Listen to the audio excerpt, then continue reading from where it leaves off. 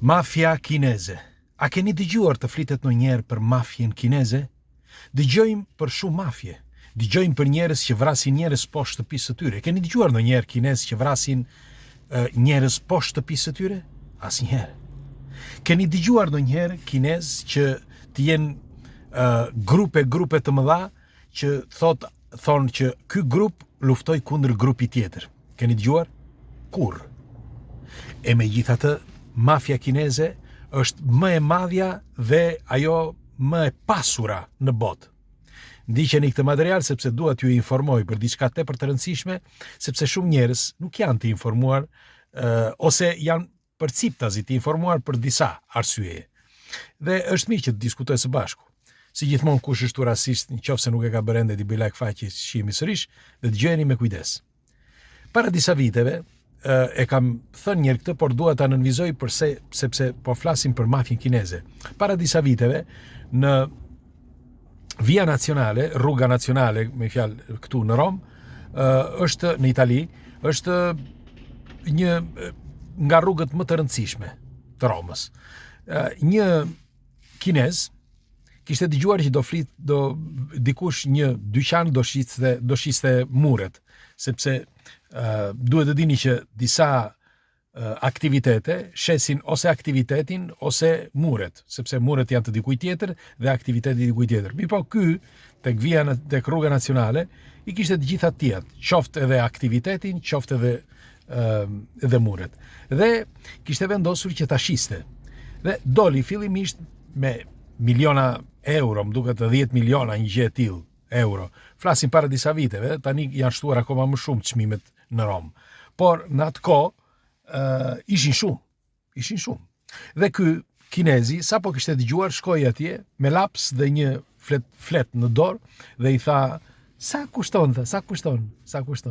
Edhe ky i tha 10 milion, tha, po pastaj tha, "Le të flasim." Po shikojmë, tha. "Po jo më thuaj", tha, edhe i tha, "Po tek 8 milion që i tha paraversisht me gjithë shpenzimet, tha, shkon 9, tha, do ta shikosh, tha, sepse janë avokatët, janë këto bankat, janë sepse kështu bën kontratat, dhe kështu që ky është çmimi." E mori ai kinezi, nuk i tha gjë, shkriti në atë letrën atje dhe iku. Ditën tjetër erdhi prap dhe i prap e përsëriti të njëjtën gjë. Pastaj pas 2 ditësh, pas një jave e kështu me radhë. Dhe pas një muaji, që mos ja u bëj shumë të gjatë këtë, pas një muaj e gjysmë, ja uli akoma më shumë. Pastaj çfarë bëri? Priti që të shkonte dikush tjetër, sepse shkonin dhe njerëz të tjerë, dhe pas 6 muajsh, një gjë e tillë, se vajti pas 3 muajsh, pastaj pas 6 muajsh, vajti derisa ja uli. Edhe i thoshte atij: "Shikon, më çave kokën", i thoshte ky. "Më çave kokën." Kaq është. Derisa ja uli, vente aty dhe i thoshte dhe e uli, derisa uri çmimin ky pronari i mureve. Dhe si përfundim, mos gaboj, e bleu rreth 2 milion e gjysmë, 3 milion, 3 milion e gjysmë, nuk e mbaj më të mirë, por që një gjë e tillë. Pse e them këtë? Sepse kinezët nuk lozin si të tjerët, me një fjalë që të bëj ç'është e mundur që ai mos ta shesi, apo të bëj ç'është e mundur që ai ose të mendoj, siç mendon dikush, ja, mase po ta kërcënojmë atë, mase ndoshta do më japi më pak, do ma shesi më pak. Ose si e bëjnë disa këtu në Itali, që fusin mafjen e i thot ati: "Do më japësh mua, sepse e dua unë." Me një fjalë, me gjoba. Pastaj fillojnë dhe vriten mes njëri tjetrit. Pra, në mafjen kineze nuk ekziston kjo gjë. Nuk ekziston. Dhe po ju them, është mafja më e pasur e planetit. Ju garantoj për këtë. Keni parë ju ndonjëherë një kinez që të afrohet dhe të bëj shoqëri me një evropian? Shumë rrallë. Ata që bëjnë shoqëri, nëse keni vënë re, ata që bëjnë shoqëri janë vetëm ata që kërkojnë punë, që punojnë tek, për shembull, kam parë me shqiptar, me italian apo këta diun, që afrohen kinez.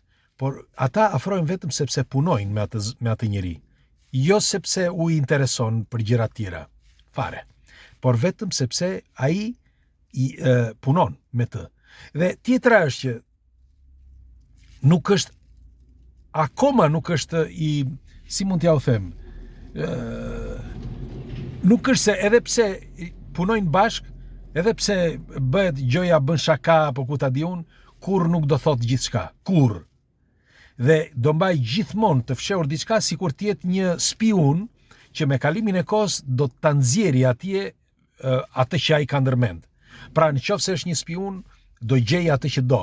Nëse do që të vjedh para ose t'i vjedh, t'i marrë ashtu siç nuk vjedhin ata, ashtu siç mendojmë ne, do t'i marrë ashtu siç do ai. Pra mënyrën se si funksionon mafia kineze nuk e ka askush tjetër në botë. Janë palavra, kur thot në njëri jo mafia italiane, jo palavra janë.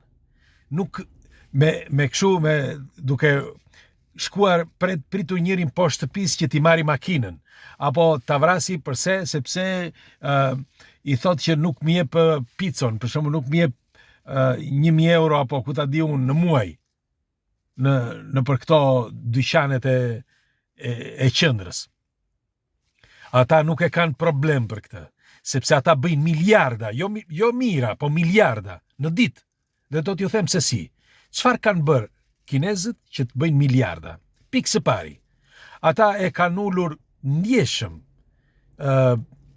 pagesën mujore të gjithë punëtorëve kinez. Dhe ata e dinë shumë mirë që gjithë bota prodhon nga kinezët. Janë forca kryesore, themelore e gjithë planetit. Pra çfarë bëjnë ata? Ata e dinë shumë mirë që njerëzit i shfrytëzojnë kinezët, por nuk e kanë kuptuar njerëzit që nuk janë kinezi që shfrytëzojnë, por shfrytëzohet populli i mbar botës, sepse Kina ka mbi 60, unë po ju them kështu, por është edhe më shumë, siç ju thash dhe para disa javësh, që prodhimi që bëhet nga mbar bota është rreth 80%. Siç e pat ju në atë video që bëm, dolën kinezët dhe thanë, ju thanë, mendoni që ne jemi punëtorët tuaj, jemi ne që prodhojmë. Ju na pagoni për atë që prodhojmë dhe ne marrim paratë. Pra njerëzit mendojnë sikur shfrytëzojnë kinezët sepse çdo gjë e bëjnë atje, por nuk e kanë kuptuar që paratë shkojnë në Kinë. Dhe sot është ekonomia, pra paraja, që është baza që lëviz çdo gjë. Sepse nëse flasim për mafjen italiane për shembull, nuk e bën për para? Përse e bën? Por në diferenca mes mafjes italiane dhe mafjes kineze është shumë e madhe. Shumë. Dhe mafja kineze, si që thash, nuk vret po shtëpis, nuk vret tek lokali, nuk vret jo. Ka vrasje, nuk diskutohet, por të mbani mend, janë 1 miliard e gjysmë, dhe normal që ka vrasje, por në qoftë se studioni mirë, mafjen e tyre, nuk funksionon kështu. Ata funksionon që do arrin në destinacionin që u duhet me parat që ata u duhen. Pra, përveç se do investojnë që të shkojnë tek destinacioni, ata i marrin sërish ato para, pikërisht tek ai vend, në atë destinacion që shkojnë. Dhe kjo është zgjuarsi. Ja u them me plot bindjen, kjo është zgjuarsi dhe nuk është, si mund t'ja u them, ignorancë, ose nuk është shfrytëzim si që mendon dikush. Pra, mafja kineze, unë jam i bindur, për këtë është më e pasura e planetit, dhe në qoftë se është më e pasura e planetit, po bëhet fjalë për Kinën, sepse parat gjenden në Kinë. Një gjë që duhet të dini, e dini që mafiozët kinez, me një fjalë kryesor, më të mëdhenj në botë, që janë miliarderët më të mëdhenj në botë, dhe nuk flasin, nuk bëjnë bla bla bla si ndonjë, nuk bëjnë si disa që si keni dëgjuar kur. Por ata, duke qenë më të pasurit e planetit, ata gjithmonë parat e tyre nuk i investojnë jashtë, por investojnë në vendin e tyre. Të gjitha parat i kanë aty, pra në Kinë. Dhe në qoftë se shkoni në të gjitha mafjet e botës, kush i ka në Zvicër, kush i ka në Gjermani, kush i ka në Amerikë, ose Amerikanët i ka në Evropë, kurse kinezët jo. Kinezët parat e mëdha i kanë dhe i mbajnë në Kinë. E dini se çfarë do thot kjo? E mendua tani të gjithë këtë që ju thash se çfarë mund të thot, çfarë mund të si është e mundur që tjetë kështu? Ja u them. Unë mendoj që mafia kineze njihet direkt nga shteti. Madje mbahet dhe udhëzohet nga shteti, sepse nuk ka zgjidhje tjetër.